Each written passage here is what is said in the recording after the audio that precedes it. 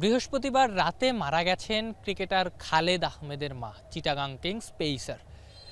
এবং শুক্রবার সন্ধ্যায় রংপুর রাইডার্স এবং চিটাগাং কিংসের এই ম্যাচের আগে 1 মিনিট নীরবতা পালন করেন দুই দলের ক্রিকেটাররা, আম্পায়াররা, কমেন্টেটররা, পুরো গ্যালারি।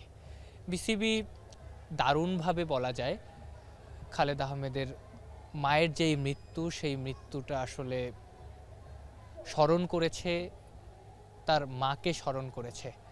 খালেদ আহমেদের কাছে তার মা আসলে অনেক কিছু। একটা গল্প বলি, 2022 তখন খালেদ আহমেদ খুলনায় ছিলেন, ওয়েস্ট ইন্ডিজ থেকে টেস্ট সিরিজ খেলে দেশে ফিরেছেন। তারপরে তিনি এইচপি এবং বাংলাদেশ টাইগার্সের একটা সিরিজ চলছিল, ওয়ানডে এবং লঙ্গার ভার্সনের সিরিজ। খালেদ আহমেদ সেখানটায় খেলছিলেন, কারণ তার কিছুদিন পরই আবার এ দলের হয়ে তিনি ওয়েস্ট ইন্ডিজ যাবেন।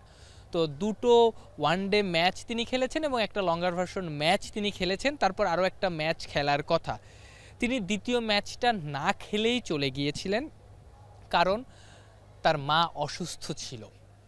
এবং তাকে আমি দেখছিলাম, আমি ওই মুহূর্তে খুলনায় ছিলাম, তিনি বাসের টিকিট কাটছিলেন এবং বেশ চিন্তিত ছিলেন। তার মায়ের প্রতি যে ভালোবাসা, সেটা তার চোখে মুখে তখন প্রকাশ পাচ্ছিল।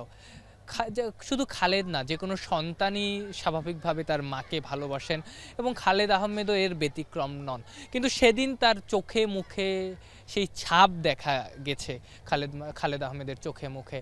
তার মা যখন মারা গেছেন ওই দিন, অর্থাৎ গতকাল বৃহস্পতিবার, বেশ ভালো বোলিংই খালেদ করেছেন। প্রথম ওভারে ইংল্যান্ডের যে রিক্রুট খুলনা টাইগার্সের সিভলি, তাকে আউট করেছেন বেশ বুদ্ধির খেলায়।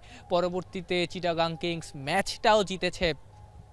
চিটাগাং কিংসের জয়ে দারুণ অবদান রেখে খালেদ বেশ খুশিও ছিলেন। তিনি হোটেলে গিয়ে দলের সঙ্গে উইনিং সেলিব্রেশনও করছিলেন।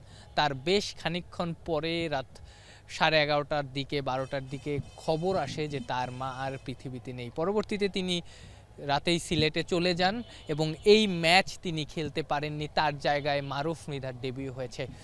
একজন সন্তান, একজন ক্রিকেটার, একজন মানুষ একই দিনে দুটো ভিন্ন ধরনের চিত্র দেখতে পেয়েছেন। জীবন এরকমই, জীবন সবসময়ই এমনই অদ্ভুত এক কাকতাল।